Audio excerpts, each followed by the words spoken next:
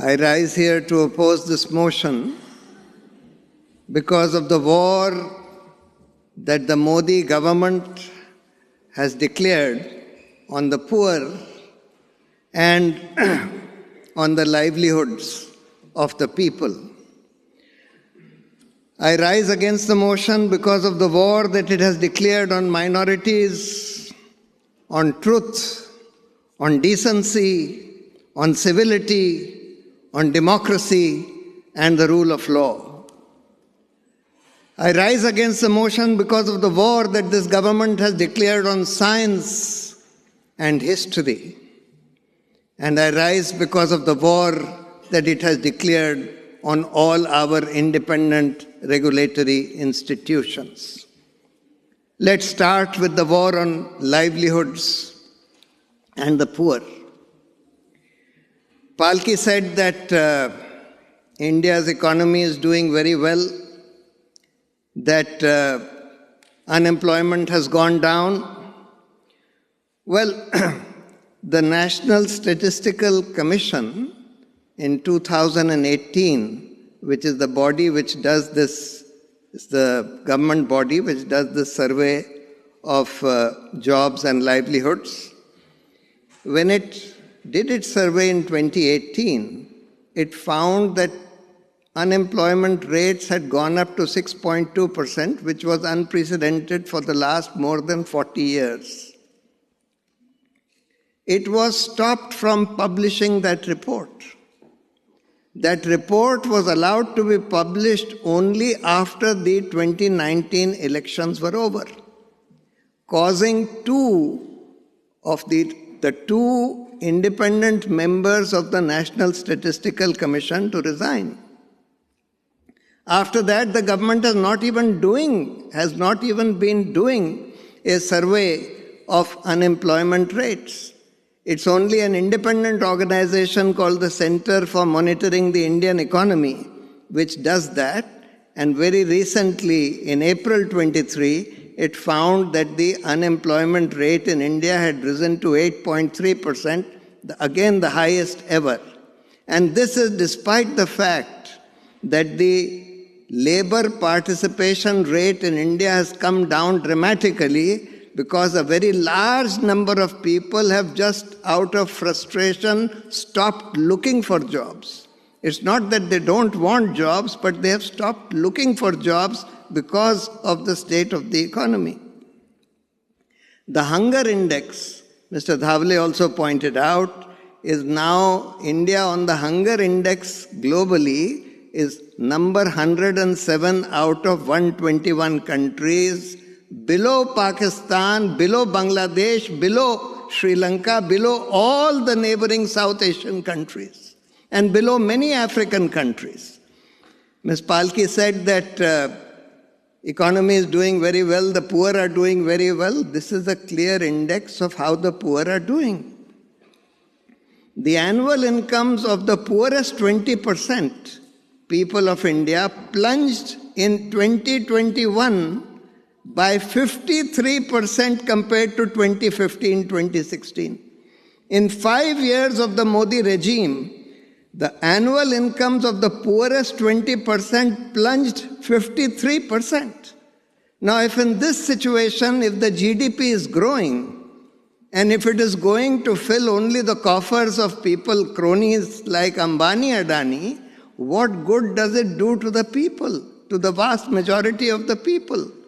Just to give you one example, recently there was a report that in Gujarat, the Gujarat government is buying electricity from Adani, from the Adani company today at more than 8 rupees per unit, even though the contracted price was, and the price that was being paid till 2021 was 2.83 per unit.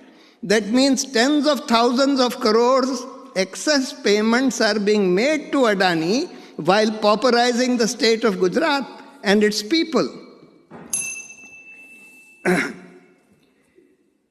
So, this is on the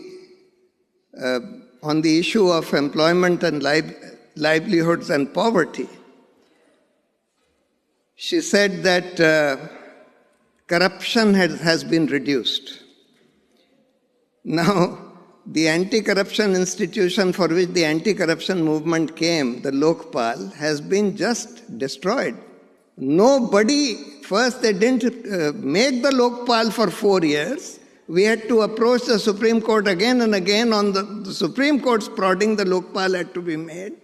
And even that Lokpal has been made in such a way that nobody approaches the Lokpal these days. It has no credibility whatsoever. The corruption index in India is now ranked at 85 in the Transparency International Corruption Index, as opposed to number 76 in 2015.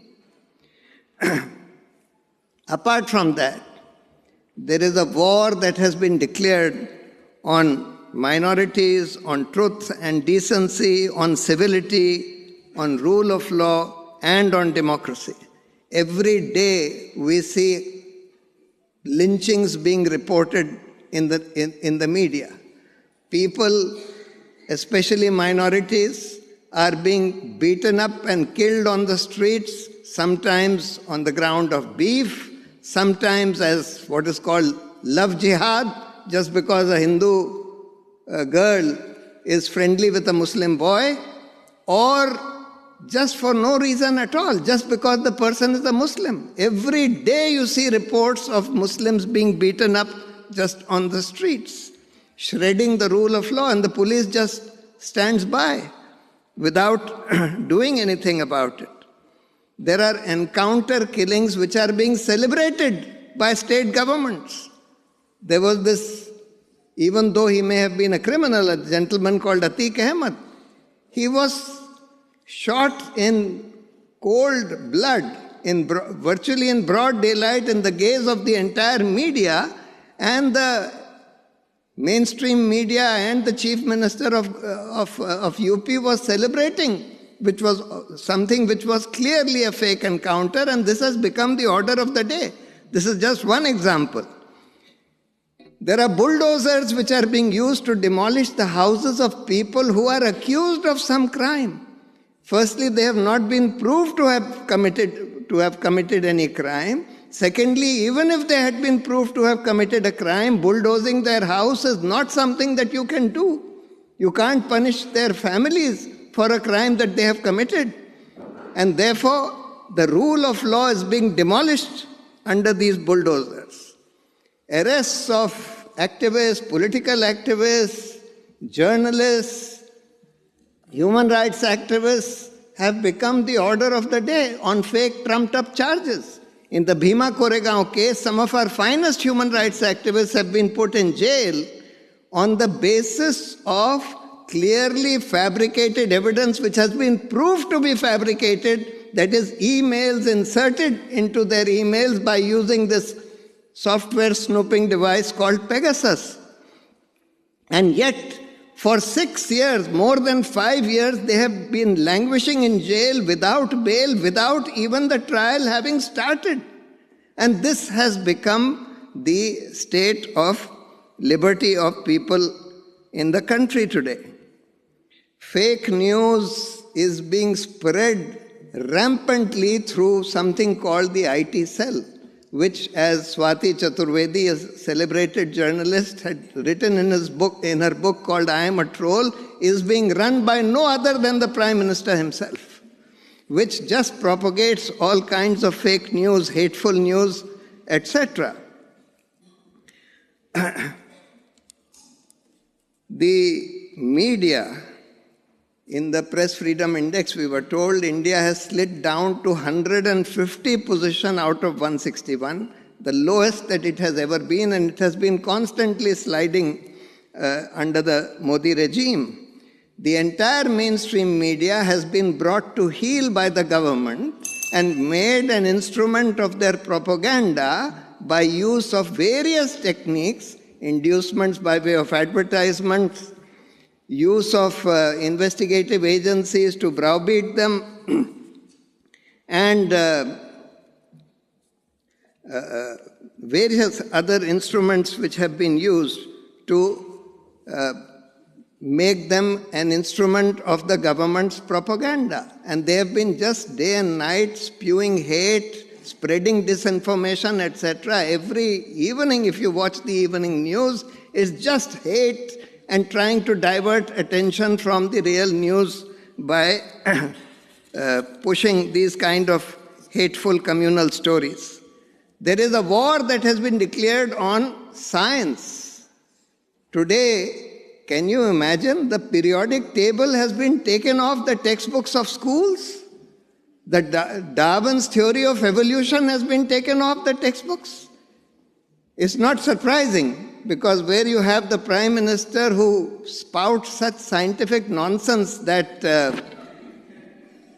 it's unimaginable what he says. He says that I saw a fellow who put a vessel on top of a nala, which was a dirty drain, and the gas from the drain was fueling his tea-making thing.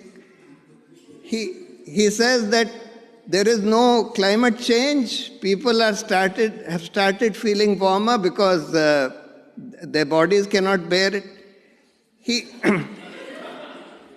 All kinds of things. He says that I asked the Air Force to bomb Balakot even though there were clouds, because I felt that now in the clouds the radars will not be able to detect our planes. So, when you have this kind of a Prime Minister, obviously there will be a war on science. There is a war on history. The whole Mughal history has been removed from the history textbooks. People like Gandhi, Nehru, etc. are being replaced by Savarkar. Savarkar, who was accused for Gandhi's murder, his stories are finding place in the textbooks, and Nehru and Gandhi, etc. are going out of the textbooks. The chairman of the University Grants Commission is a gentleman who was earlier the Vice Chancellor of Jawaharlal Nehru University, who famously said that we need to put tanks on the campus of the university in order to instill nationalism among the students. These kind of people have been made head of academic institutions for higher learning. There is a war on institutions. The judiciary, all the independent regulatory institutions, including the judiciary, parliament, no debate happens, no discussions, laws are just passed in a flash. In fact, the sittings of parliament have been reduced to something around 60 per year, as opposed to more than 100 or 150, which used to be the case earlier. No bill is ever sent to parliamentary committees for greater discussion and taking feedback from the other independent experts, etc. Investigative agencies have been brought totally to heel and made instrumentalities of the government. The Election Commission, which used to be an independent institution, has also been brought under the control of the government, and the Supreme Court recently, Constitution Bench of the Supreme Court, in a very detailed judgment, said that the selection of the election commissions cannot be left in the hands of the government because they are appointing totally compromised people.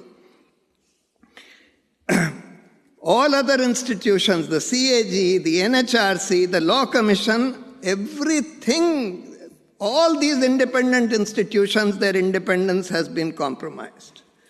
And therefore, it is for this reason that I stand up here to say that under this Modi government has led India to a wrong path, because it has destroyed the lives and livelihoods of the poor. It has degraded critical thinking and scientific temper. It has promoted falsehood and hate. It has promoted violence and lawlessness. It has subverted independent regulatory institutions. It has degraded democracy and made it a game of money and propaganda. Thank you very much.